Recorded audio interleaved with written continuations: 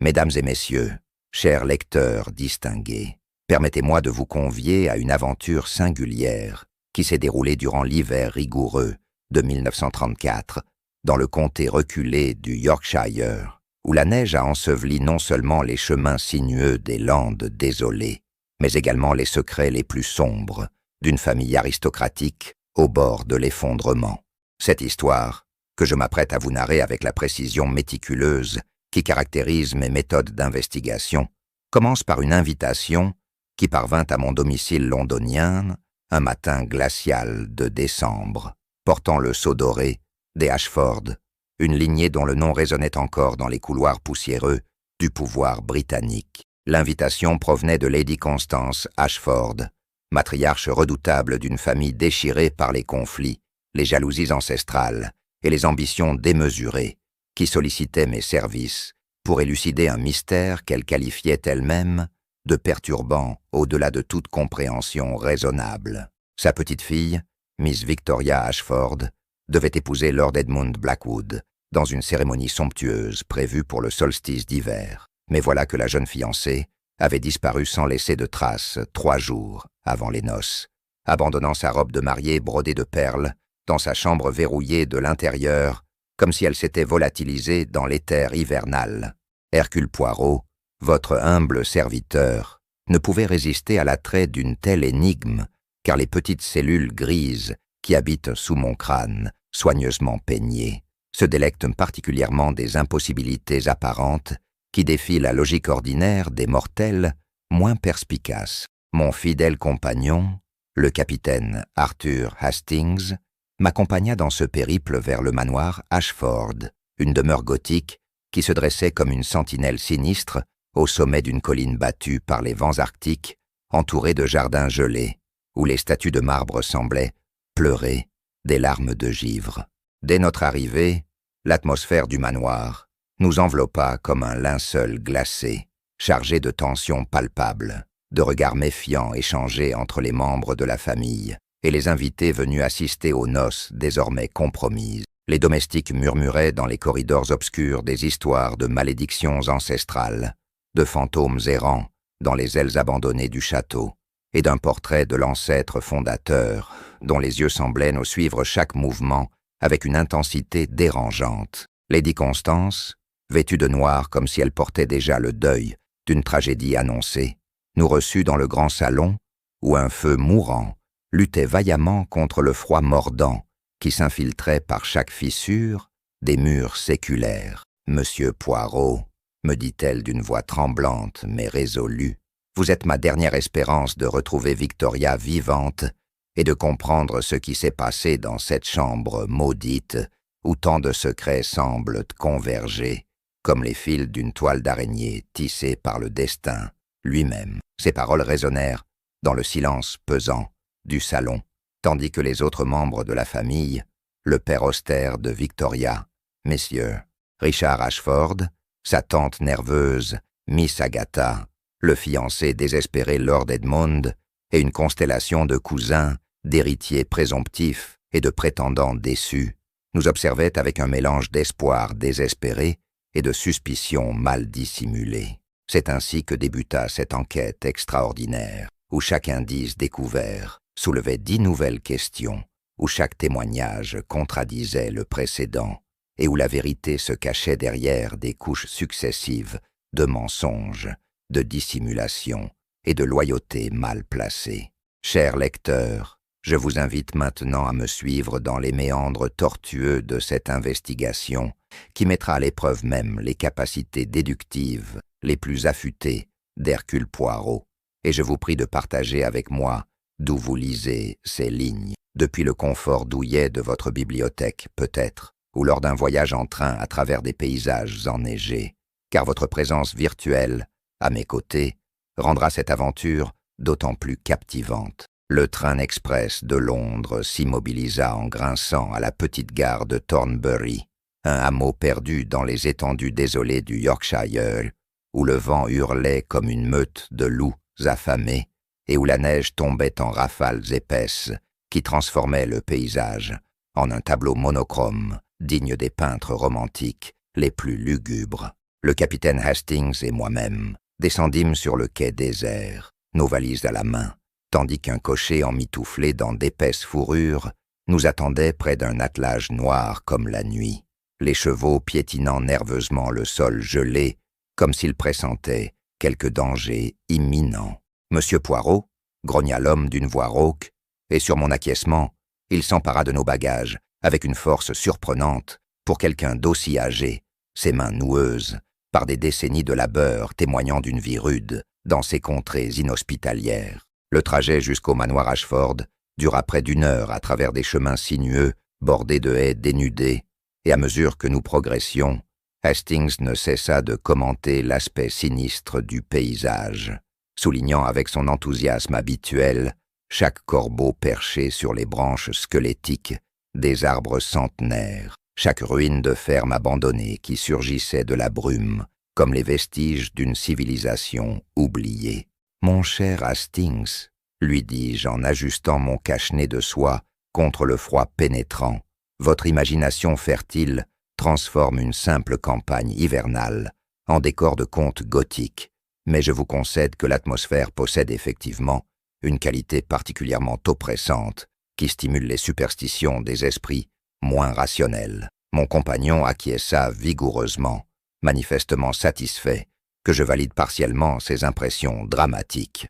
Lorsque le manoir Ashford apparut enfin au détour d'une colline, même Hercule Poirot dut admettre que l'édifice imposait le respect et inspirait une certaine appréhension involontaire aux visiteurs non avertis.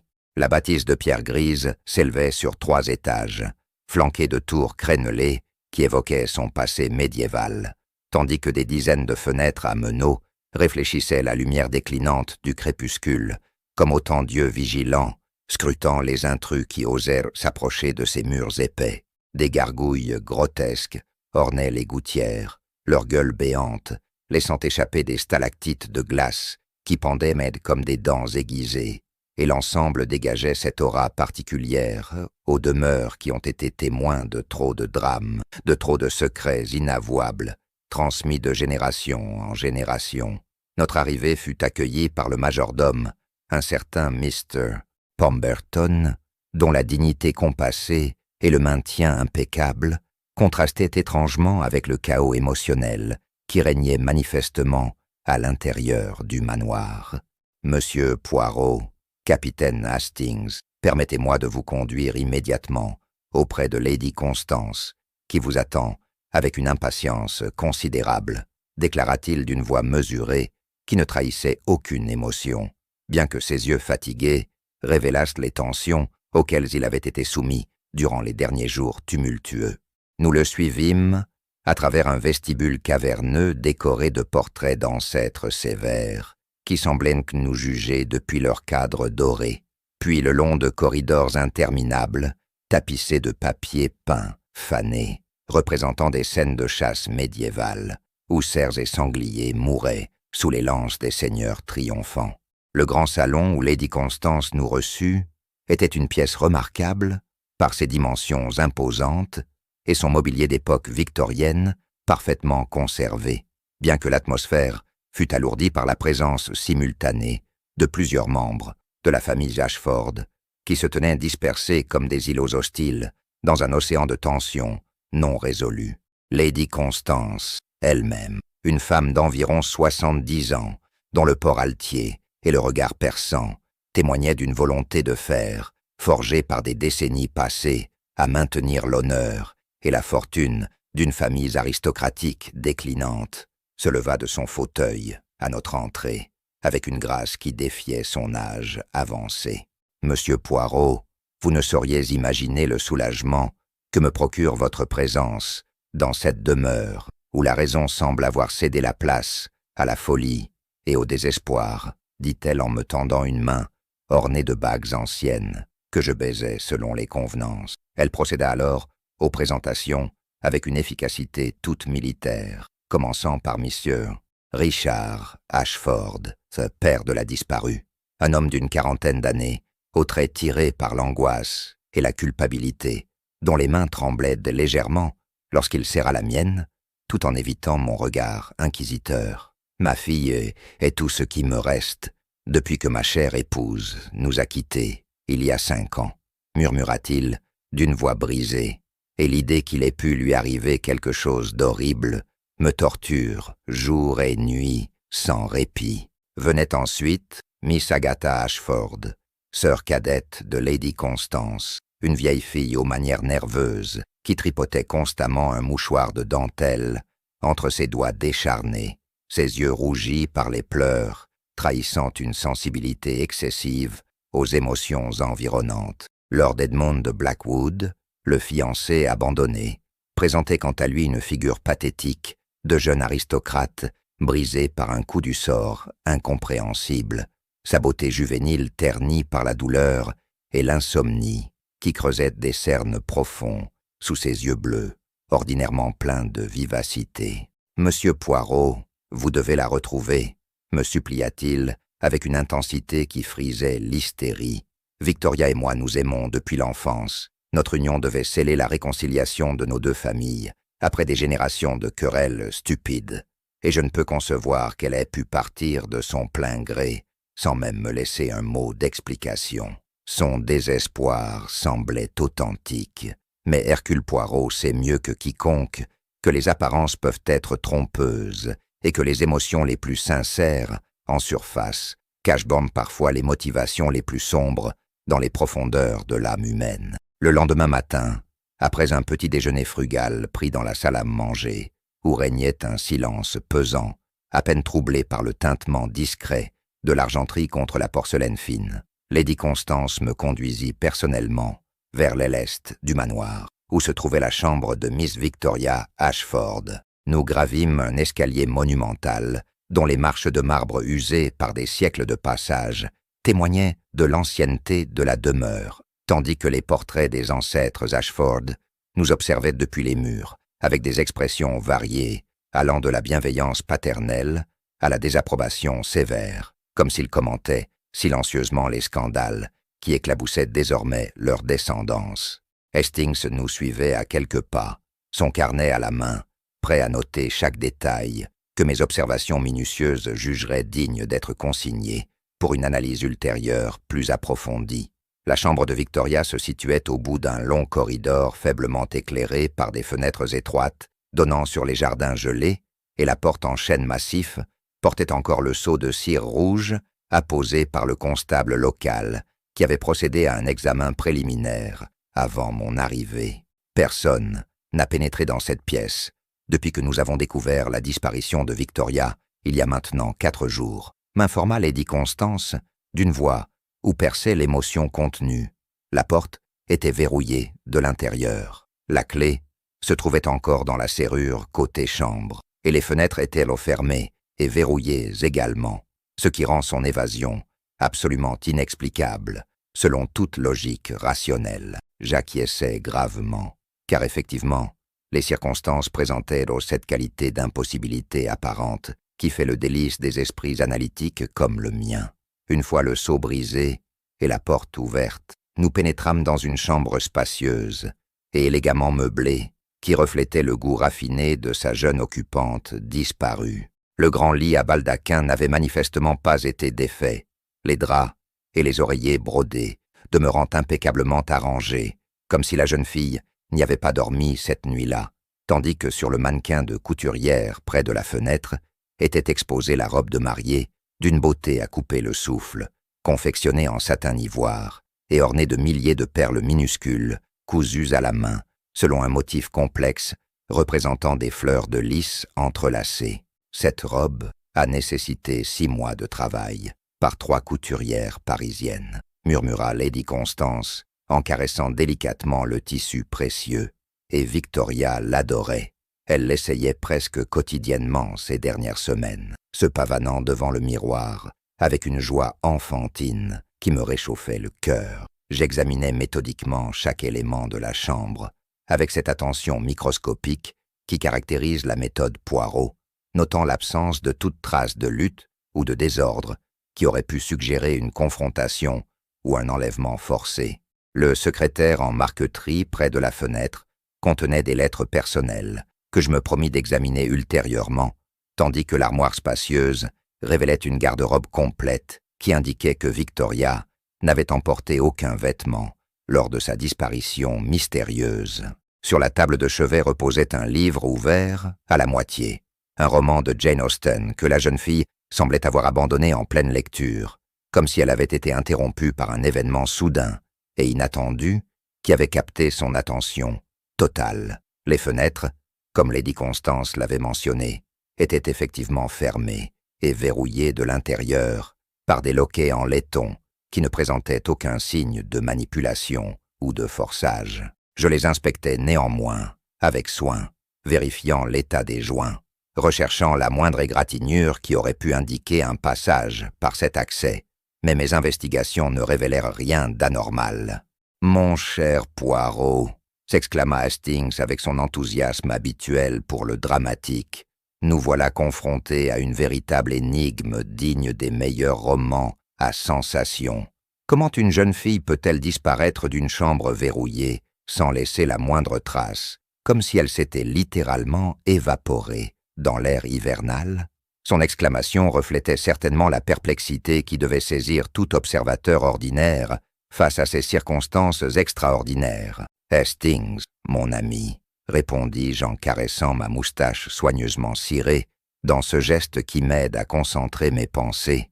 Les petites cellules grises d'Hercule Poirot ne croient pas aux disparitions magiques ni aux explications surnaturelles que les esprits superstitieux invoquent trop facilement pour combler les lacunes de leur compréhension limitée.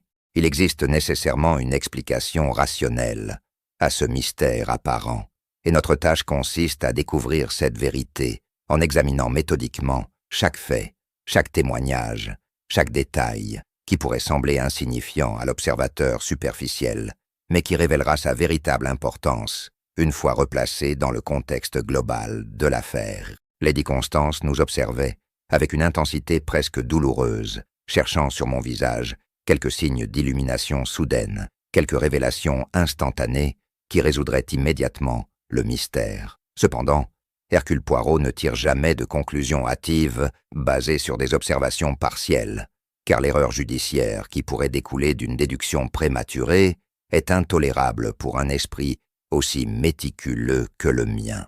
Lady Constance, déclarai-je finalement, après avoir complété mon examen initial de la scène, je souhaiterais interroger individuellement tous les membres de votre maisonnée, domestiques inclus, afin de reconstituer avec précision les événements des jours précédant la disparition de votre petite-fille, car c'est dans les détails, apparemment insignifiants, dans les contradictions mineures entre les témoignages, dans les non-dits et les omissions volontaires, que se cache généralement la clé permettant de déverrouiller même les mystères les plus hermétiques. La matriarche acquiesça solennellement, comprenant que l'enquête ne faisait que commencer et que la route vers la vérité serait longue et semée d'obstacles. L'après-midi même, j'entrepris la série d'entretiens que j'avais annoncés, installant mes quartiers dans la bibliothèque du manoir, une pièce remarquable tapissée de milliers de volumes, reliés en cuir, qui dégagèrent cette odeur caractéristique de papier ancien et de sagesse accumulée au fil des siècles. Hastings s'était positionné dans un coin stratégique, son fidèle carnet ouvert devant lui, prêt à consigner chaque parole, chaque hésitation, chaque geste révélateur que mes questions susciteraient chez les personnes interrogées. La première personne que je convoquai fut M. Pemberton, le majordome, dont la position dans la maisonnée lui conférait une connaissance intime des rouages quotidiens de la famille et des tensions qui couvaient sous la surface de respectabilité aristocratique. Pemberton se présenta avec la ponctualité militaire qui caractérisait tous ses gestes, s'asseyant sur la chaise que je lui indiquais, avec une raideur qui trahissait son inconfort, à se retrouver ainsi interrogé comme un suspect ordinaire, plutôt que traité avec la déférence due à son rang parmi les domestiques. « Messieurs, Pemberton, commençai-je d'une voix douce mais ferme, vous servez la famille Ashford depuis combien d'années précisément ?» Il réfléchit un instant, avant de répondre « 32 ans, monsieur Poirot.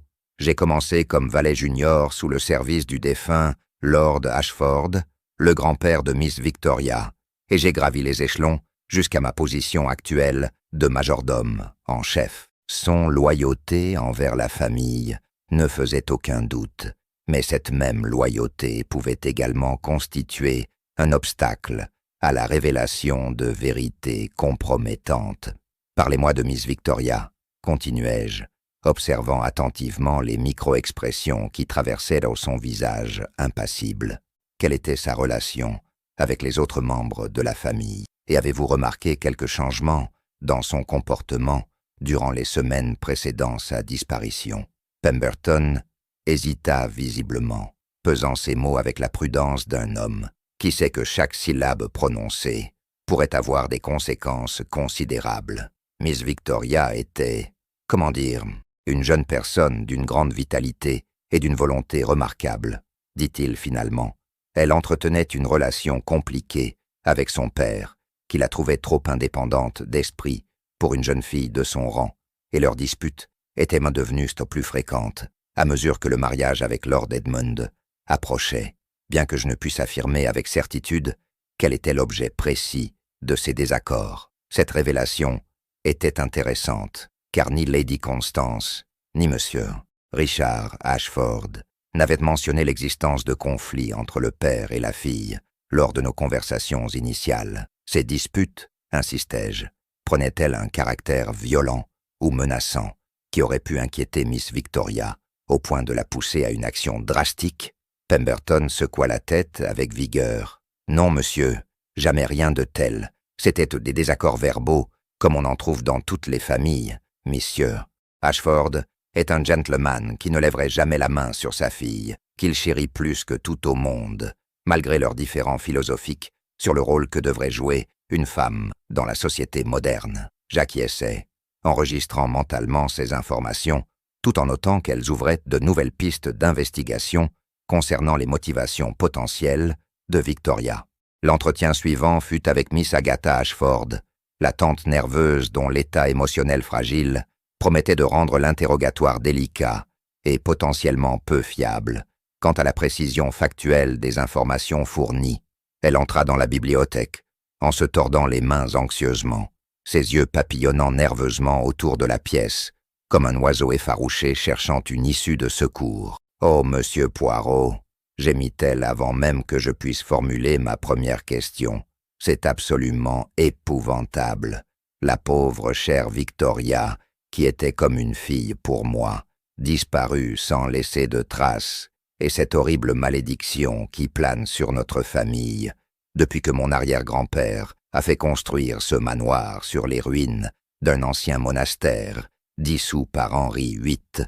Son penchant pour les explications surnaturelles était manifestement bien ancré. « Miss Agatha, dis-je avec la patience infinie que nécessite la gestion des témoins émotifs, je comprends votre détresse, mais j'ai besoin de faits concrets, plutôt que de spéculations sur d'hypothétiques malédictions familiales. » Je la guidais méthodiquement, à travers ses souvenirs des derniers jours, avant la disparition, et graduellement, sous mes questions directes, un portrait plus nuancé de Victoria émergea. La jeune fille avait apparemment confié à sa tante qu'elle éprouvait des doutes concernant son mariage imminent. Non pas qu'elle n'aimât pas Lord Edmund, mais parce qu'elle craignait de perdre son identité et son indépendance en devenant simplement l'épouse d'un aristocrate dont les devoirs sociaux et familiaux étoufferaient ses propres ambitions intellectuelles et artistiques. Elle me disait qu'elle rêvait de voyager, de visiter l'Italie et la Grèce pour étudier les antiquités classiques, de peut-être même devenir archéologue comme cette remarquable Mrs. Wheeler dont elle admirait tant les travaux, révéla Miss Agatha en tamponnant ses yeux larmoyants avec son mouchoir froissé. Mais bien sûr, de telles ambitions sont totalement incompatibles avec le rôle d'épouse et de future mère que la société attend d'une jeune femme de son rang, et je crains que cette contradiction insoluble ne l'ait tourmentée bien plus profondément qu'elle ne le laissait paraître à ses proches. Cette confidence jetait une lumière entièrement nouvelle sur la disparition, suggérant la possibilité que Victoria ait organisé sa propre évasion pour échapper à un destin qu'elle percevait comme une prison dorée, mais néanmoins intolérable. Lord Edmund Blackwood se présenta à son tour dans la bibliothèque, avec une ponctualité qui contrastait avec son apparence négligée, ses vêtements froissés et sa barbe de plusieurs jours, témoignant du fait qu'il s'était peu soucié de son apparence depuis la disparition de sa fiancée. Il s'effondra littéralement dans le fauteuil que je lui désignais, le visage enfoui dans ses mains pendant un long moment, avant de relever des yeux rougis par les pleurs et l'insomnie qui révélaient l'ampleur de sa détresse émotionnelle. « Monsieur Poirot », commença-t-il d'une voix rauque, « avez-vous découvert quelque indice concernant l'endroit où Victoria pourrait se trouver?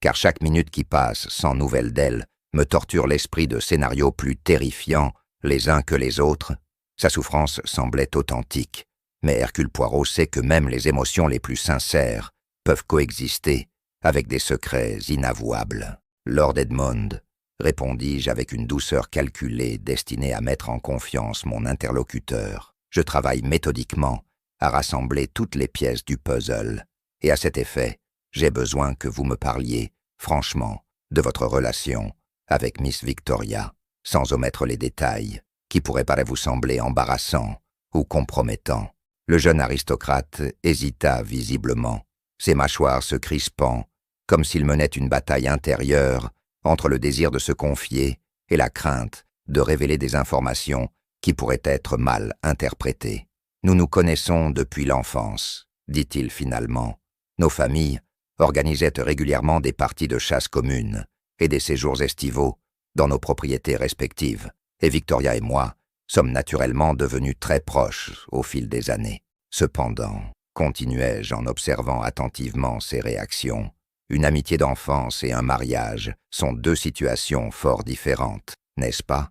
Comment Miss Victoria réagissait-elle à la perspective de devenir votre épouse, et Lady Blackwood, avec toutes les responsabilités que ce titre implique? » Une ombre passa sur le visage d'Edmond, et pendant un instant, je perçus quelque chose qui ressemblait à de la culpabilité, ou peut-être du regret dans son expression habituellement ouverte. « Je dois avouer, » admit-il après une longue pause, « que Victoria avait exprimé certaines réticences concernant le mariage, pas envers moi personnellement, comprenez bien, mais plutôt envers l'institution elle-même et les limitations qu'elle imposerait à sa liberté personnelle. » Cette admission confirmait ce que Miss Agatha m'avait révélé précédemment. « Et comment réagissiez-vous à ces réticences ?» demandai-je, enfonçant le couteau psychologique un peu plus profondément.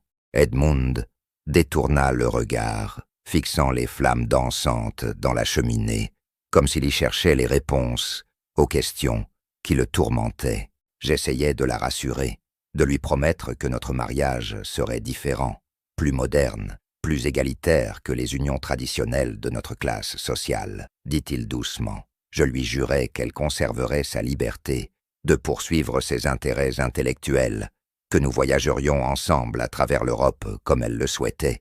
Mais sa voix se brisa momentanément. Mais je crains qu'elle n'ait pas cru à mes promesses, qu'elle les ait considérées comme de belles paroles, destinées à la manipuler pour qu'elle accepte un destin dont elle ne voulait pas vraiment. « Il y a autre chose que vous devez savoir, Monsieur Poirot, » continua Edmond, après avoir repris contenance, et je vous confie cela en espérant que vous comprendrez que mon silence initial n'était motivé que par le désir de protéger la réputation de Victoria. Mon intérêt s'accrut considérablement, car l'expérience m'avait appris que les révélations précédées de telles justifications sont souvent celles qui s'avèrent cruciales pour la résolution d'une enquête. Il y a environ un mois, j'ai surpris Victoria en conversation intense avec un jeune homme que je ne connaissais pas, dans les jardins du matin, lors d'une réception organisée par Lady. Leur attitude suggérait une intimité qui m'a profondément troublé, bien que lorsque je l'ai questionnée plus tard, elle a éludé mes inquiétudes, en prétendant qu'il s'agissait simplement d'un ami d'enfance de passage dans la région. Cette révélation était effectivement significative et ouvrait une nouvelle dimension à l'enquête que je n'avais pas encore explorée. Avez-vous fait des recherches pour découvrir l'identité de cet homme mystérieux ? Demandai-je avec l'intensité d'un limier qui vient de détecter une piste prometteuse. Edmond secoua négativement la tête, l'air coupable. « Non, Monsieur Poirot, et c'est là mon erreur fatale, peut-être. J'ai choisi de faire confiance à Victoria, de croire en sa parole, plutôt que de me transformer en enquêteur jaloux qui surveille chaque mouvement de sa fiancée comme un geôlier paranoïaque. Mais maintenant qu'elle a disparu, je me torture en pensant que si j'avais été moins naïf, moins aveuglé par mon amour pour elle, j'aurais peut-être pu prévenir cette catastrophe et elle serait encore ici, en sécurité. Les larmes coulaient librement sur ses joues, maintenant, et même le cœur méthodique d'Hercule Poirot ne pouvait rester totalement insensible à une telle manifestation de douleur sincère. Lord Edmund, dis-je avec une douceur inhabituelle dans ma voix, vous ne devez pas vous flageller ainsi avec des reproches et des regrets qui ne servent à rien dans la situation présente. Mon travail consiste précisément à découvrir la vérité, et cette information concernant l'homme mystérieux constitue un élément précieux qui pourrait s'avérer crucial pour retrouver Miss Victoria.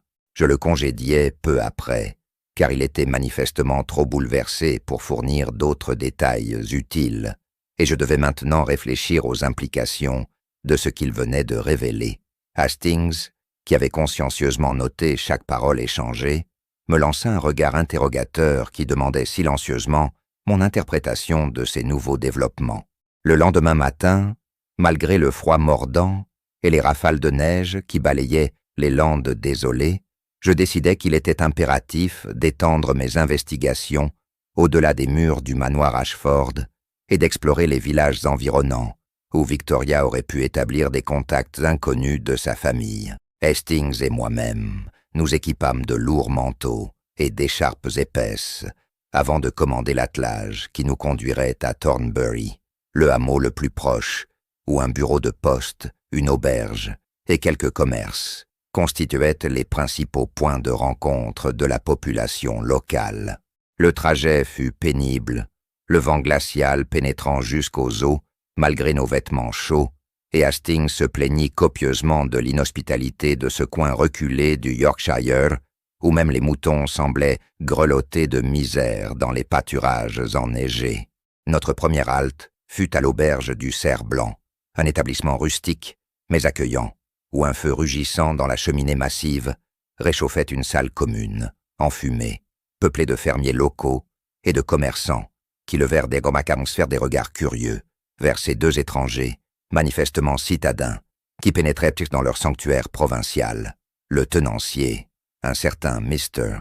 Dawson, dont la corpulence témoignait qu'il goûtait généreusement à sa propre bière, nous accueillit avec une jovialité calculée qui dissimulait mal sa méfiance envers les inconnus. « Messieurs, que puis-je servir à des voyageurs aussi courageux pour braver les éléments par un temps pareil ?» demanda-t-il en essuyant des chopes avec un torchon douteux. Je commandai 2 whisky chauds et engageai la conversation avec la subtilité qui caractérise mes méthodes d'investigation discrètes. « Nous séjournons au manoir Ashford », expliquai-je d'un ton désinvolte, tout en observant attentivement les réactions des clients présents à la mention de ce nom, et nous avons entendu parler d'une jeune femme de la maisonnée qui fréquenterait parfois votre établissement. Les regards s'échangèrent furtivement entre les habitués, et je perçus immédiatement qu'ils détenaient dans des informations qu'ils hésitaient à partager avec des étrangers, cette réticence naturelle des communautés rurales à trahir les secrets de leurs voisins aristocratiques. Mr. Dawson lui-même parut mal à l'aise, triturant son torchon avec une nervosité qui contrastait avec son assurance initiale. « Je ne sais pas de qui vous parlez précisément, monsieur, » marmonna-t-il évasivement. « Nous accueillons beaucoup de monde ici, et je ne peux me rappeler de chaque visiteur occasionnel. Miss Victoria Ashford, précisai-je en sortant de ma poche intérieure une photographie que Lady Constance m'avait confiée, montrant la jeune fille dans toute sa beauté rayonnante, lors d'une réception estivale l'année précédente. Je présentai le portrait aux clients présents, observant leurs expressions alors qu'ils examinaient les traits délicats de la disparue. Un vieux fermier au visage tanné par des décennies d'exposition aux intempéries toussa bruyamment avant de déclarer « Ah oui, la jeune miss du manoir, je l'ai vue ici quelquefois durant les derniers mois, toujours accompagnée d'un jeune homme élégant qui n'était manifestement pas du coin. parlant avec des manières raffinées et portant des vêtements qui devaient coûter plus cher que mon revenu annuel. Cette confirmation de l'existence du mystérieux compagnon mentionné par Lord Edmund représentait un progrès significatif. « Pouvez-vous décrire ce jeune homme plus en détail ?» demandai-je avec l'excitation contenue du chasseur qui vient d'apercevoir sa proie. Le fermier réfléchit, plissant ses yeux chassieux dans l'effort de la remémoration précise.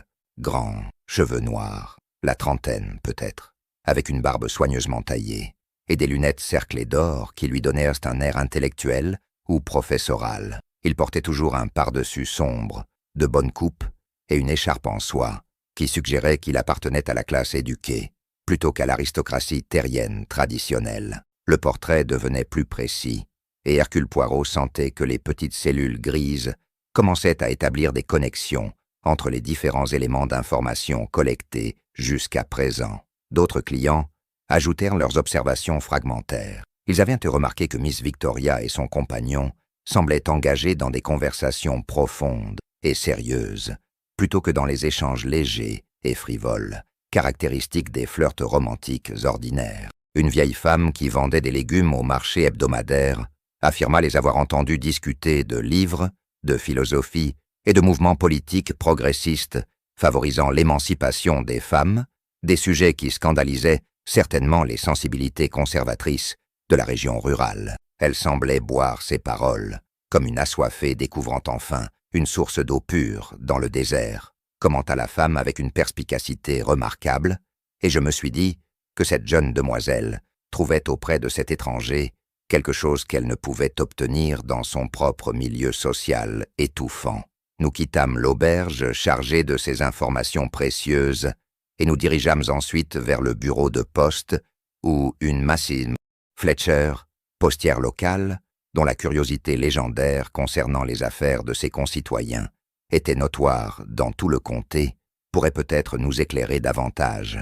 Cette dame d'âge mûr, aux yeux perçants, qui ne laissait rien échapper des allées et venues dans son établissement, nous reçut avec une franchise désarmante dès que je mentionnais l'objet de mes recherches. « Oh, Miss Victoria Ashford, bien sûr que je la connais. La pauvre chérie venait régulièrement poster des lettres adressées à un certain Mr. James Winters, à une adresse londonienne dans le quartier de Bloomsbury, ce repère d'intellectuels bohèmes et d'artistes subversifs, si j'en crois les journaux. Cette révélation était capitale, car elle me fournissait enfin un nom et une adresse pour identifier le mystérieux compagnon de Victoria. De retour au manoir, en fin d'après-midi, tandis que le crépuscule hivernal enveloppait déjà le paysage d'un voile gris-bleu et que les premières étoiles perçaient timidement à travers les nuages déchiquetés, je m'enfermais dans la bibliothèque, avec Hastings, pour analyser méthodiquement les informations collectées durant notre expédition villageoise. Le nom de James Winters résonnait dans mon esprit comme une clé qui pourrait déverrouiller les secrets de la disparition de Victoria, et je décidai immédiatement de télégraphier à mes contacts londoniens pour obtenir des renseignements concernant cet individu énigmatique. Hastings, toujours prompt à sauter aux conclusions dramatiques, spéculait déjà à voix haute sur la possibilité que ce Winters fût un aventurier sans scrupules qui aurait séduit la jeune héritière naïve dans le but de s'emparer de sa fortune considérable ou de la compromettre pour forcer un mariage avantageux. Mon cher Hastings, le tempérai-je avec une patience teintée d'amusement. Vos romans à sensations vous ont indubitablement fourni un répertoire impressionnant de scénarios mélodramatiques, mais Hercule Poirot préfère baser ses déductions sur des faits vérifiables, plutôt que sur des spéculations romanesques inspirées par une imagination fertile. Néanmoins, je devais admettre que l'existence de cette correspondance secrète entre Victoria et un homme inconnu de sa famille jetait une lumière entièrement nouvelle sur l'affaire et suggérait des motivations possibles pour une disparition volontaire. Si Victoria entretenait effectivement une relation sentimentale ou intellectuelle profonde avec ce James Winters, elle aurait pu orchestrer sa propre évasion pour rejoindre cet homme et échapper au mariage arrangé avec Lord Edmund, qui représentait l'accomplissement des ambitions dynastiques de sa famille plutôt que de ses propres aspirations personnelles. Le télégramme que je reçus le lendemain matin en réponse à mes demandes de renseignements confirma certaines de mes hypothèses tout en soulevant de nouvelles questions intrigantes.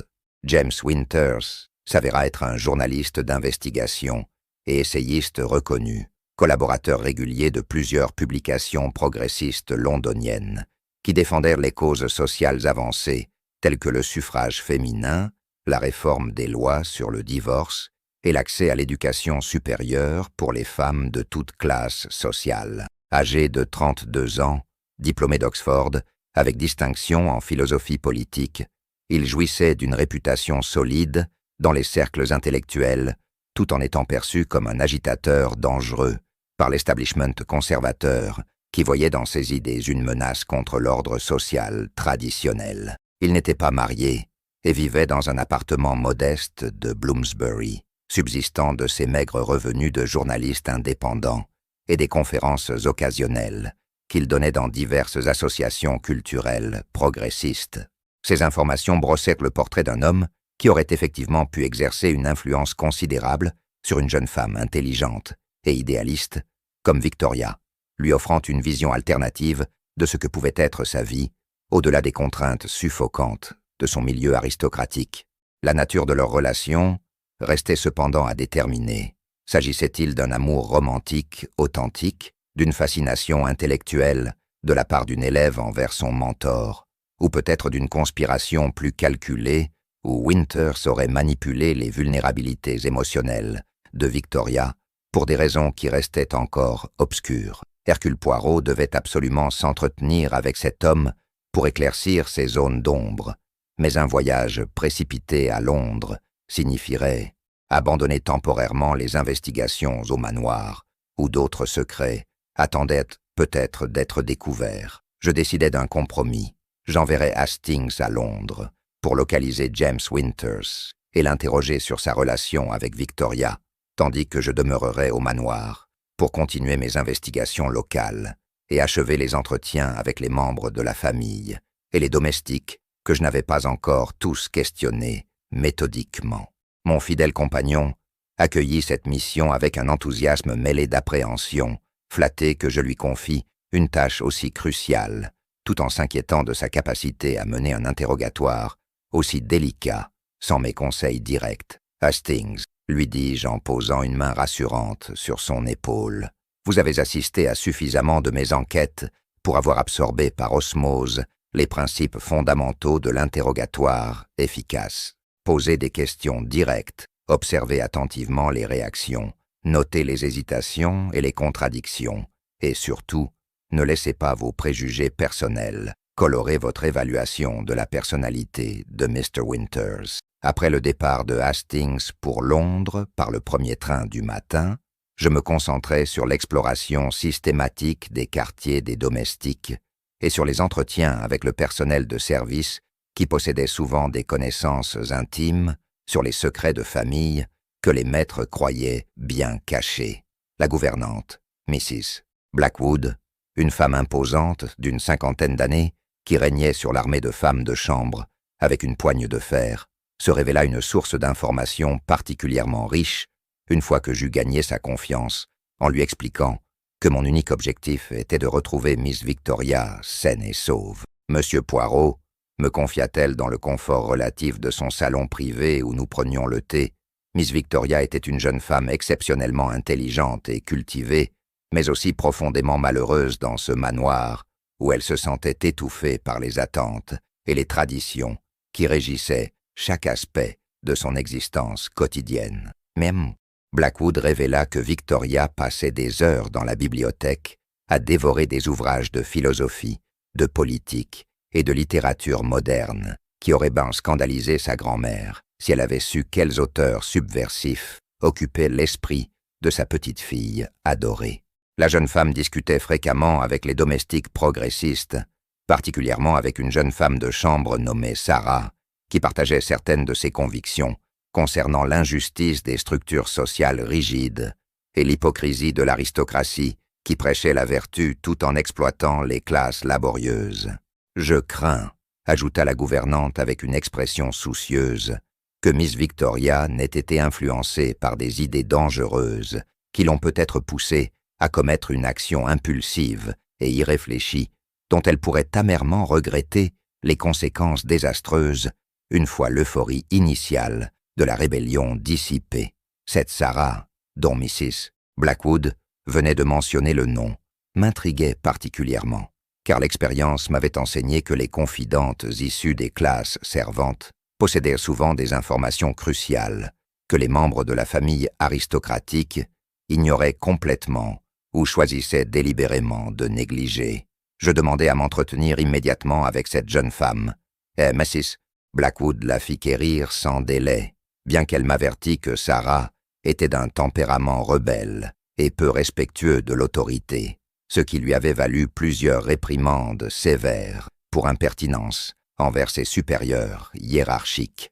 Lorsque Sarah se présenta quelques minutes plus tard, je compris immédiatement ce que Miss Blackwood avait voulu dire. La jeune femme d'environ 22 ans dégageait une aura de défi et d'intelligence vive qui contrastait avec la déférence servile habituellement attendue de sa classe sociale. Sarah s'assit face à moi, avec une posture qui défrait subtilement les conventions de soumission que son statut de domestique aurait normalement imposées, son menton relevé légèrement et ses yeux noisettes me fixant avec une intensité qui témoignait d'un esprit indépendant, peu enclin à accepter docilement les hiérarchies sociales arbitraires. Miss Sarah, commençai-je en choisissant délibérément de lui accorder le titre de respect généralement réservé aux femmes d'un rang supérieur. Mrs. Blackwood m'a informé que vous entreteniez une relation particulièrement proche avec Miss Victoria, et j'espère que vous comprendrez que ma seule préoccupation est de la retrouver saine et sauve, ce qui nécessite votre coopération franche et complète, malgré toute loyauté mal placée, qui pourrait vous inciter à dissimuler des informations pertinentes. Mon approche directe sembla la surprendre agréablement, et je perçus un léger assouplissement dans son attitude initialement défensive. « Monsieur Poirot », répondit-elle d'une voix claire et assurée, qui trahissait une éducation supérieure à ce qu'on attendrait normalement d'une femme de chambre ordinaire. Victoria, Miss Ashford, était la seule personne dans ce maudit manoir qui me traitait comme un être humain, doté d'intelligence et de sensibilité, plutôt que comme un meuble animé destiné à satisfaire les caprices des maîtres aristocratiques. Son amertume envers sa condition était palpable, mais derrière cette rancœur se cachait manifestement une affection sincère pour la jeune fille disparue. Nous discutions souvent tard le soir, après que j'avais terminé mes tâches quotidiennes, et elle me prêtait des livres tirés de sa collection personnelle, des ouvrages qui ouvraient mes yeux sur des idées révolutionnaires concernant l'égalité, la justice sociale et les possibilités d'émancipation pour les femmes de toutes conditions. « Parlez-moi de M. James Winters », demandai-je en observant attentivement sa réaction à ce nom. Une expression complexe traversa son visage, mélange d'admiration, de prudence et peut-être une pointe de jalousie qu'elle tenta vainement de dissimuler. « James », dit-elle en utilisant familièrement son prénom, « est un homme remarquable qui a ouvert l'esprit de Victoria à des horizons qu'elle n'aurait jamais imaginés possibles dans sa prison dorée.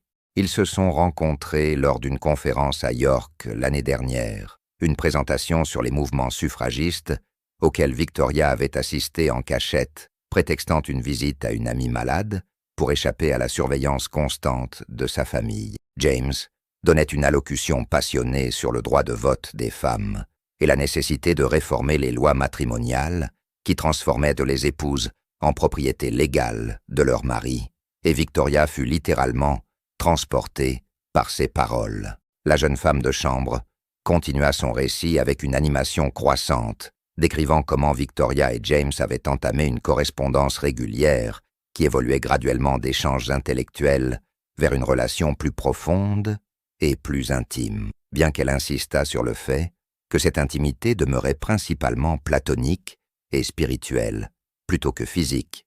Victoria voyait en James un mentor, un guide, qui pourrait l'aider à se libérer des chaînes de son destin prédestiné, mais je crois qu'elle l'aimait aussi d'un amour romantique qu'elle n'osait pas pleinement reconnaître par loyauté envers Lord Edmund et par respect pour les obligations familiales qui pesait si lourdement sur ses épaules fragiles. Cette analyse psychologique subtile démontrait que Sarah possédait une compréhension remarquablement sophistiquée des dynamiques émotionnelles complexes qui avaient précipité la crise actuelle. « Savez-vous où se trouve Miss Victoria en ce moment ?» demandai-je directement, abandonnant toute subtilité diplomatique en faveur d'une confrontation frontale. Sarah me fixa longuement, semblant peser les conséquences de sa réponse, évaluant ma fiabilité et mes intentions réelles, avant de décider si elle pouvait me faire confiance, avec des informations qui pourraient potentiellement trahir sa maîtresse et amie. « Je ne sais pas avec certitude où elle se trouve actuellement, » répondit-elle finalement, avec une prudence calculée, mais je sais qu'elle avait planifié de quitter le manoir pour rejoindre James à Londres et commencer une nouvelle vie, loin des contraintes étouffantes de son milieu aristocratique. Elle m'a confié ses intentions 3 jours avant sa disparition, me demandant de l'aider à organiser sa fuite et me faisant jurer de ne révéler son secret à personne, jusqu'à ce qu'elle soit en sécurité et hors de portée de sa famille, qui tenterait inévitablement de la ramener de force. Cette révélation explosive confirmait mes suspicions croissantes concernant la nature volontaire de la disparition de Victoria, transformant ce qui semblait initialement être un mystère inquiétant d'enlèvement ou de malheur en une fugue orchestrée par une jeune femme désespérée cherchant à échapper à un destin qu'elle percevait comme intolérable. Comment a-t-elle réussi à s'échapper d'une chambre verrouillée de l'intérieur, insistai-je, car ce détail technique continuait à me troubler malgré la clarification des motivations. Sarah sourit légèrement, une expression de fierté admirative illuminant brièvement son visage sérieux. Victoria était incroyablement ingénieuse et méthodique dans sa planification. Elle avait découvert il y a des années un passage secret dans sa chambre, datant de l'époque où le manoir servait de refuge pour les prêtres catholiques persécutés durant les périodes de répression religieuse. Un tunnel dissimulé derrière une section pivotante de la boiserie qui menait vers les anciennes caves, puis vers l'extérieur du manoir. Je l'ai aidée à préparer un sac avec les effets essentiels qu'elle emportait, des vêtements pratiques plutôt que ces robes luxueuses inappropriées pour une vie d'indépendance modeste, quelques objets sentimentaux de valeur qu'elle pourrait vendre si nécessaire pour subvenir à ses besoins initiaux, et l'adresse exacte de l'appartement londonien où James l'attendait, continua Sarah, avec un mélange de fierté et d'appréhension concernant les conséquences de son rôle de complice dans cette évasion audacieuse. Elle est partie peu après minuit, 3 jours avant la date prévue du mariage, empruntant le passage secret et émergeant dans les jardins d'où elle a marché à travers la lande jusqu'à la gare de Thornbury pour prendre le premier train du matin vers Londres. Elle m'a envoyé un télégramme codé le jour suivant pour me faire savoir qu'elle était arrivée saine et sauve. Mais depuis lors, je n'ai reçu aucune nouvelle supplémentaire. Cette explication résolvait le mystère technique de la chambre verrouillée, tout en révélant l'existence d'une architecture cachée du manoir, que même ses occupants actuels ignoraient. Un détail fascinant qui démontrait que même les bâtiments les plus familiers recèlent souvent des secrets oubliés dans les couches successives de leur histoire multiséculaire. « Sarah, dis-je avec une gravité solennelle, vous réalisez que votre silence et votre complicité ont causé une angoisse terrible à la famille de Miss Victoria, particulièrement à son père, qui se torture en imaginant les pires scénarios concernant le sort de sa fille unique. » La jeune femme de chambre baissa les yeux, manifestement mal à l'aise face à cette accusation justifiée, mais elle releva rapidement la tête, avec une détermination qui refusait de se laisser intimider par la culpabilité. « Je comprends la douleur que j'ai contribué à causer, » admit-elle fermement, mais ma loyauté envers Victoria et ma conviction que son bonheur et sa liberté valent infiniment plus que le confort émotionnel de ceux qui voudraient la maintenir prisonnière d'un destin qu'elle n'a pas choisi, l'emportent sur toute autre considération.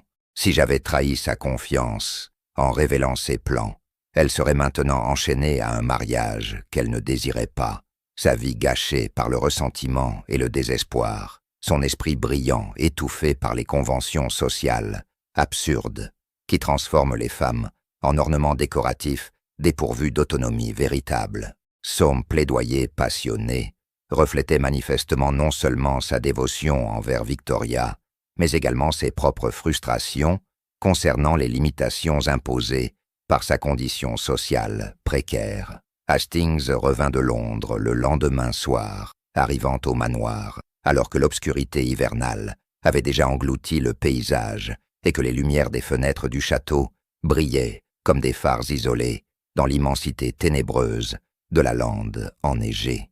Je l'attendais dans la bibliothèque, installé confortablement dans un fauteuil près de la cheminée, où je réfléchissais aux implications des révélations de Sarah et à la meilleure approche pour gérer cette situation délicate impliquant les désirs légitimes d'autonomie d'une jeune femme et les préoccupations tout aussi légitimes d'une famille inquiète. Mon fidèle compagnon entra précipitamment, secouant la neige de son pardessus et se frottant vigoureusement les mains pour restaurer la circulation dans ses doigts, engourdis par le froid intense de son voyage de retour. « Poirot !»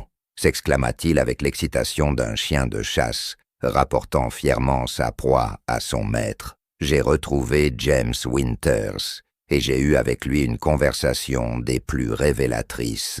Je lui versai un généreux cognac pour le réchauffer et l'encourageai à me relater méthodiquement sa rencontre avec le mystérieux journaliste qui semblait avoir joué un rôle si crucial dans la transformation psychologique et la disparition finale de Victoria Ashford.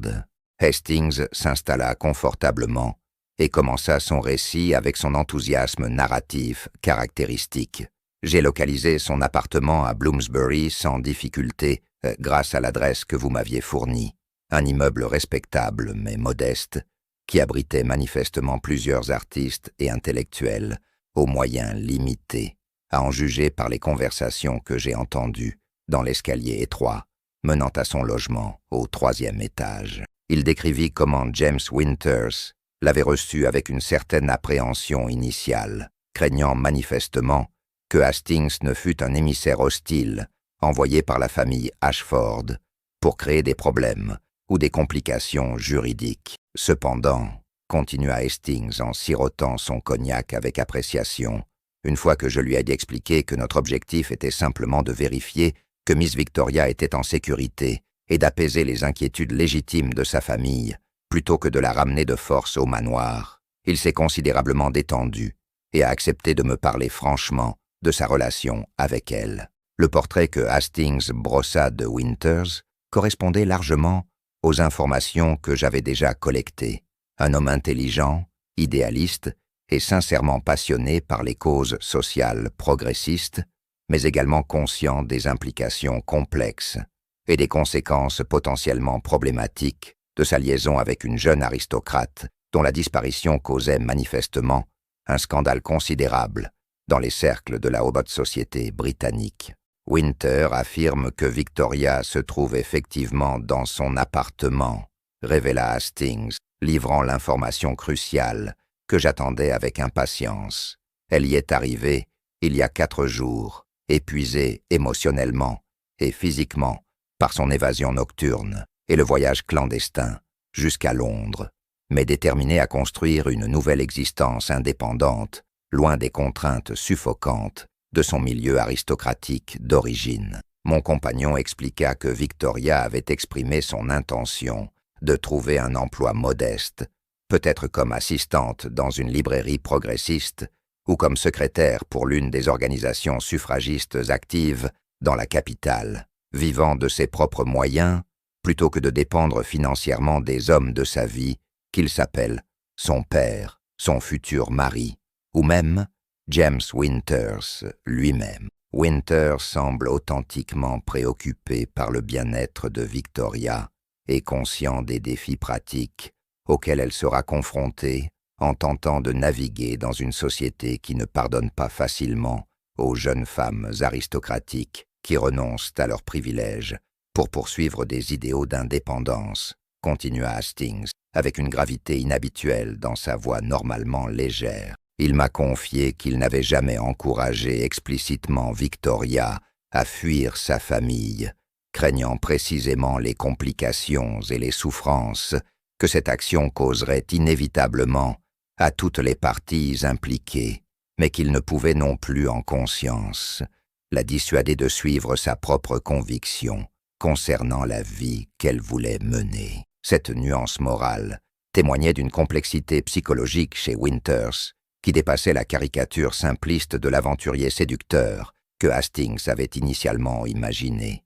Victoria a-t-elle exprimé le désir de communiquer avec sa famille ou de leur faire savoir qu'elle est en sécurité, demandai-je, car cette information serait cruciale pour déterminer la prochaine étape de mon intervention dans cette affaire délicate. Hastings hocha affirmativement la tête. Oui, elle souhaite, effectivement, rassurer son père et sa grand-mère qu'elle n'a subi aucun mal et qu'elle a agi de son plein gré, mais elle refuse catégoriquement de révéler sa localisation exacte ou de retourner au manoir, même temporairement, par crainte qu'on ne la force à honorer ses engagements matrimoniaux avec Lord Edmund. Cette position compréhensible, néanmoins, compliquait considérablement ma tâche de médiateur entre les parties antagonistes dans ce drame familial, chargé d'émotions intenses et de loyautés conflictuelles. Winters m'a remis une lettre que Victoria a écrite pour sa famille, annonça Hastings,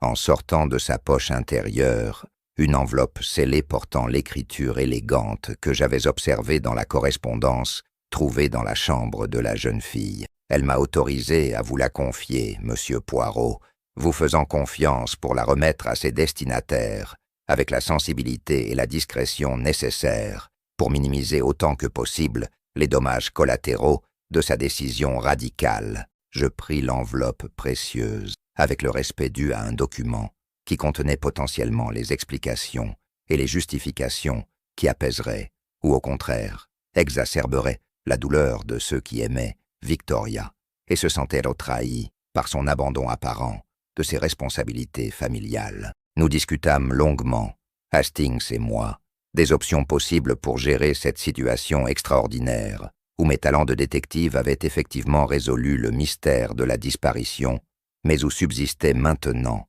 un dilemme éthique complexe concernant les droits individuels versus les obligations familiales, la liberté personnelle versus la loyauté envers ses proches. Hercule Poirot n'est pas simplement un résolveur d'énigmes mécaniques, mais également un être humain, doté de compassion et de compréhension pour les dilemmes moraux qui tourmentent l'âme humaine dans toute sa complexité contradictoire. Je devais maintenant convoquer la famille Ashford pour leur révéler la vérité que j'avais découverte, sachant que cette révélation provoquerait des réactions émotionnelles intenses et potentiellement des conflits qui nécessiteraient toute ma diplomatie pour être gérés constructivement. Le lendemain matin, je rassemblai dans le grand salon tous les membres de la famille Ashford, ainsi que Lord Edmund Blackwood, créant une atmosphère solennelle qui convenait à l'importance des révélations que j'étais sur le point de partager avec ces personnes anxieuses qui m'avaient fait confiance pour résoudre le mystère qui les tourmentait depuis plusieurs jours angoissants. Lady Constance, Mester, Richard Ashford, Miss Agatha, Lord Edmund et plusieurs autres membres de la famille étendus s'installèrent dans un silence pesant, leurs visages tendus, reflétant l'espoir et l'appréhension qui coexistaient dans leur cœurs troublés. « Mesdames et messieurs, commençai-je avec la gravité formelle que la situation exigeait, je vous ai réunis pour vous communiquer les résultats de mon enquête concernant la disparition de Miss Victoria Ashford, et je vous prie d'écouter avec un esprit ouvert et un cœur compatissant ce que j'ai à vous révéler. » Je procédai méthodiquement à l'exposition des faits que j'avais découverts, commençant par la révélation de l'existence du passage secret dans la chambre de Victoria, qui expliquait le mystère technique de la chambre verrouillée, puis détaillant progressivement sa relation intellectuelle et émotionnelle avec James Winters et ses motivations profondes pour organiser sa propre disparition. Les réactions furent prévisiblement variées et intenses. Mr.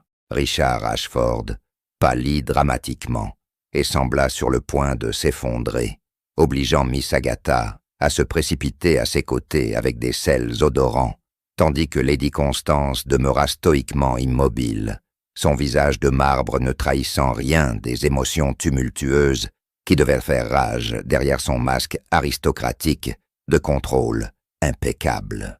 Lord Edmund, quant à lui, laissa échapper un gémissement de douleur qui fendit le silence tendu de la pièce, enfouissant son visage dans ses mains, comme s'il cherchait à se protéger de la réalité dévastatrice qui s'imposait inexorablement à sa conscience. « Vous voulez dire » articula finalement Monsieur Ashford, d'une voix tremblante, chargée d'incrédulité et de trahison ressentie, que ma fille a délibérément orchestré cette mascarade cruelle, qu'elle nous a fait endurer des jours d'angoisse insoutenables, en nous laissant imaginer qu'elle avait été enlevée, blessée, ou pire encore, alors qu'en réalité elle avait simplement décidé de nous abandonner pour suivre les idées subversives d'un agitateur socialiste qui lui a empoisonné l'esprit avec des notions absurdes sur l'émancipation féminine et l'indépendance. Sa colère montait progressivement à mesure qu'il assimilait les implications de mes révélations, la douleur initiale se transformant en rage contre sa fille rebelle et contre l'homme qu'il percevait comme le corrupteur responsable de ce désastre familial. « Monsieur Ashford, intervins-je fermement, mais avec compassion, je comprends votre colère et votre sentiment de trahison, mais je vous exhorte à considérer la perspective de votre fille et les conflits intérieurs qui ont motivé sa décision désespérée. Victoria n'a pas agi par cruauté ou par indifférence envers vos sentiments, mais plutôt par désespoir face à un avenir qu'elle percevait comme l'extinction de son identité authentique et de ses aspirations légitimes à une vie qui transcende les rôles traditionnels que votre classe sociale impose aux femmes sans considération pour leurs désirs individuels ou leurs capacités intellectuelles. Mon plaidoyer pour la compréhension plutôt que la condamnation sembla apaiser légèrement sa fureur, bien qu'il demeurât manifestement profondément blessé et désorienté par la rupture brutale avec les attentes et les espoirs qu'il avait nourris concernant l'avenir de sa fille unique. Lady Constance prit finalement la parole, sa voix maîtrisée contrastant avec les émotions brutes qui agitaient les autres membres de l'Assemblée. « Monsieur Poirot, je présume que vous avez localisé l'endroit précis où Victoria se trouve actuellement, et je vous demande de nous communiquer cette information afin que nous puissions entreprendre les démarches nécessaires pour la ramener au sein de sa famille, où elle appartient légitimement. » Sa requête, formulée comme un ordre courtois mais ferme, reflétait son incompréhension fondamentale du fait que Victoria n'était pas simplement une enfant égarée qu'on pouvait récupérer et ramener de force, mais une adulte consciente qui avait fait un choix difficile basé sur ses convictions personnelles concernant la vie qu'elle voulait mener. « Lady Constance, répondis-je avec tout le tact diplomatique que je pouvais mobiliser, Miss Victoria a effectivement communiqué son souhait que sa localisation précise demeure confidentielle,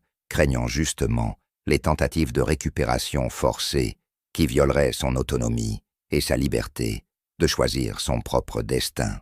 Cependant, elle m'a confié une lettre destinée à sa famille, dans laquelle elle explique ses motivations et exprime son amour continu pour vous tous, malgré sa décision de s'émanciper des contraintes que votre milieu social impose. » Je sortis l'enveloppe précieuse de ma poche et la tendis vers Lady Constance, qui la saisit avec des mains qui tremblaient presque imperceptiblement, trahissant la fissure émotionnelle derrière sa façade de contrôle aristocratique. La matriarche ouvrit l'enveloppe avec des gestes délibérément mesurés et commença à lire silencieusement la lettre de Victoria, ses yeux parcourant les lignes d'écriture élégantes, tandis que son expression demeurait indéchiffrable. Après ce qui sembla une éternité dans le silence absolu de la pièce, où chacun retenait son souffle en attendant sa réaction, elle releva finalement les yeux et déclara d'une voix étrangement calme. « Victoria écrit qu'elle nous aime tous profondément, mais qu'elle ne peut sacrifier son âme et son esprit sur l'autel des conventions sociales, qu'elle espère qu'avec le temps, nous comprendrons et respecterons son choix, et qu'elle souhaite maintenir une relation avec nous, basée sur l'acceptation mutuelle plutôt que sur la coercition et le contrôle. Elle passa la lettre à M. Richard Ashford, qui la lut à son tour, des larmes silencieuses coulant sur ses joues, alors qu'il absorbait les mots de sa fille disparue. Lord Edmund demanda à lire également la lettre, et lorsqu'il eut terminé, il leva vers moi des yeux rougis par les pleurs et demanda d'une voix brisée « Est-ce qu'elle mentionne quelque chose concernant moi, concernant les sentiments qu'elle pourrait encore nourrir à mon égard, ou concernant les possibilités futures pour notre relation ?» Je hochai doucement la tête. Miss Victoria écrit qu'elle vous estime et vous respecte profondément, Lord Edmund, qu'elle reconnaît que vous auriez été un mari attentionné et bienveillant, selon les standards traditionnels, mais qu'elle ne peut en conscience vous épouser, alors qu'elle sait qu'elle ne pourrait jamais être l'épouse conventionnelle que vous méritez, et que votre position sociale exige, car son cœur et son esprit aspirent à une existence entièrement différente de celle qu'offre le mariage aristocratique traditionnel. Cette explication, bien que douloureuse pour le jeune homme rejeté, contenait au moins l'honnêteté respectueuse, plutôt que les mensonges réconfortants, mais ultimement plus cruels. Un débat houleux s'ensuivit parmi les membres de la famille présents, certains exigeant qu'on prenne des mesures légales pour forcer Victoria à revenir et à honorer ses obligations, d'autres exprimant une compréhension réticente, mais croissante, des motivations de la jeune femme rebelle. Hercule Poirot écouta patiemment ces échanges passionnés, intervenant occasionnellement pour tempérer les positions les plus extrêmes et pour rappeler à tous que Victoria était une adulte légale, ayant le droit de prendre ses propres décisions concernant sa vie, même si ces décisions blessaient profondément ceux qui l'aimaient et qui avaient investi tant d'espoir et d'attente dans son avenir prédestiné. Finalement, après plusieurs heures de discussions épuisantes sur le plan émotionnel, Lady Constance prit une décision qui surprit tous les présents par sa sagesse inattendue et son acceptation apparente d'une réalité qu'elle ne pouvait changer. « Mesdames et messieurs, » déclara Lady Constance, avec une dignité qui imposait le silence immédiat dans la salle agitée, « j'ai vécu suffisamment longtemps pour comprendre que certaines batailles ne peuvent être gagnées par la force ou la coercition, et que l'amour véritable pour nos enfants implique parfois le sacrifice douloureux de nos propres désirs et attentes concernant leur destinée. Victoria a fait un choix courageux, peut-être imprudent selon nos standards conventionnels, mais néanmoins authentique et fidèle à sa nature profonde, que nous avons peut-être trop longtemps négligée dans notre empressement à la modeler selon nos propres visions de ce qu'elle devrait être.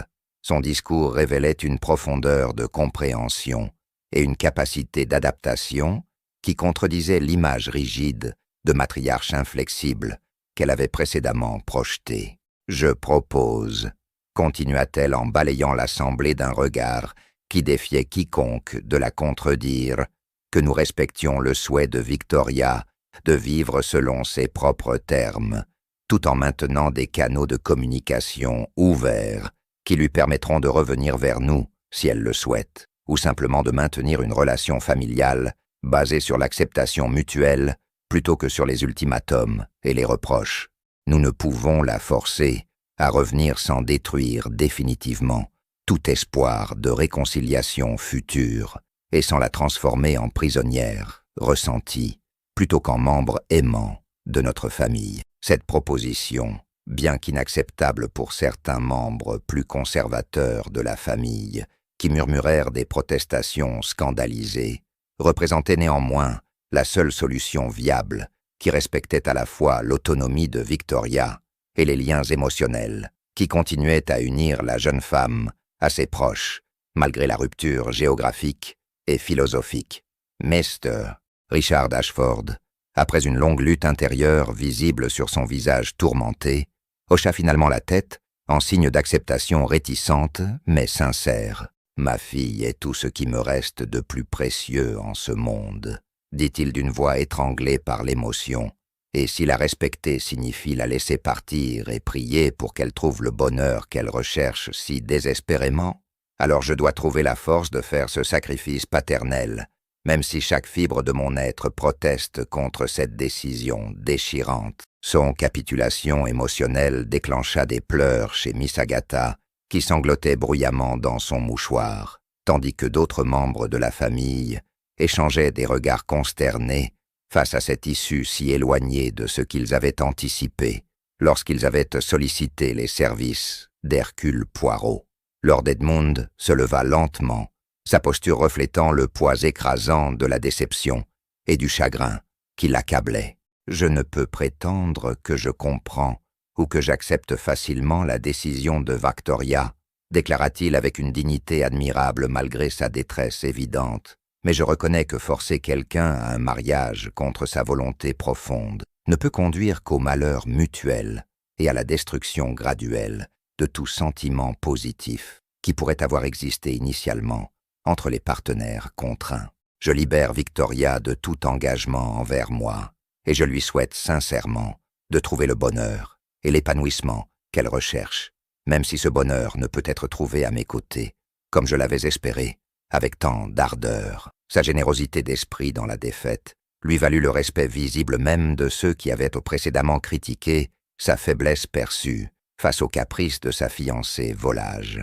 Dans les jours qui suivirent cette confrontation familiale cathartique, j'organisai avec l'accord de Lady Constance une rencontre discrète entre Victoria et son père, dans un salon privé d'un hôtel londonien neutre où ils pourraient discuter franchement, sans la pression étouffante des autres membres de la famille et des conventions sociales rigides du manoir. Hastings et moi-même assistâmes à ces retrouvailles émouvantes en tant que témoins discrets, observant la jeune femme courageuse qui avait sacrifié tant de confort et de sécurité pour sa liberté, étreindre son père, vieilli et brisé, qui pleurait ouvertement en tenant sa fille dans ses bras tremblants. Leurs larmes de réconciliation partielle, leurs paroles hésitantes, cherchant à construire des ponts au-dessus des abîmes créés par leurs différences philosophiques, constituaient un témoignage poignant de la résilience de l'amour familial, même face aux désaccords les plus profonds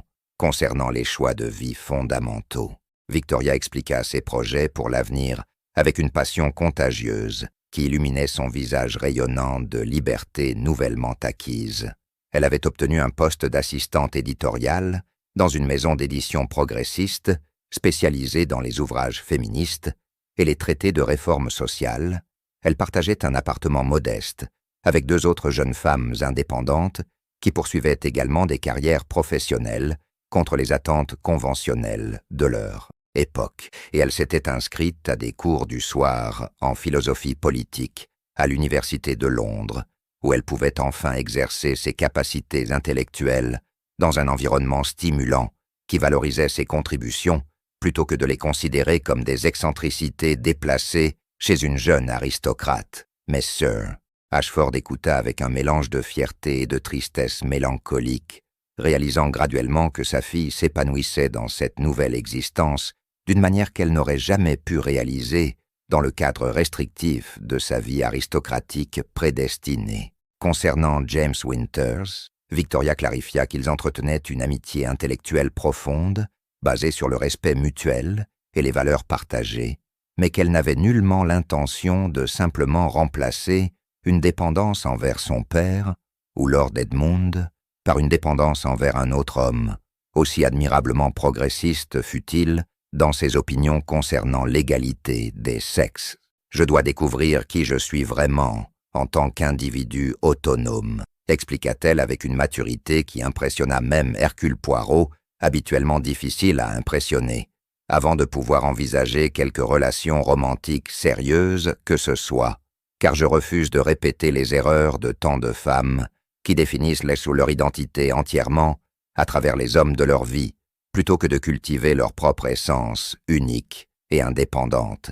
Cette philosophie, bien qu'encore radicale et controversée selon les standards de 1934, annonçait les changements sociaux profonds qui transformeraient graduellement les relations entre les sexes au cours des décennies suivantes. Avant de quitter Londres pour retourner brièvement au manoir Ashford, afin de conclure officiellement mon enquête et de présenter mes honoraires à Lady Constance, je m'octroyais une dernière conversation privée avec Victoria, durant laquelle je lui transmis quelques conseils paternels qu'Hercule Poirot, malgré son célibat perpétuel, se permettait d'offrir à cette jeune femme courageuse qui lui avait inspiré une affection quasi paternelle. « Mademoiselle Victoria », lui dis-je en tenant ses mains dans les miennes, avec une tendresse inhabituelle, chez un homme réputé pour son détachement émotionnel. « Vous avez accompli un acte de courage remarquable, en choisissant l'authenticité personnelle plutôt que le confort social.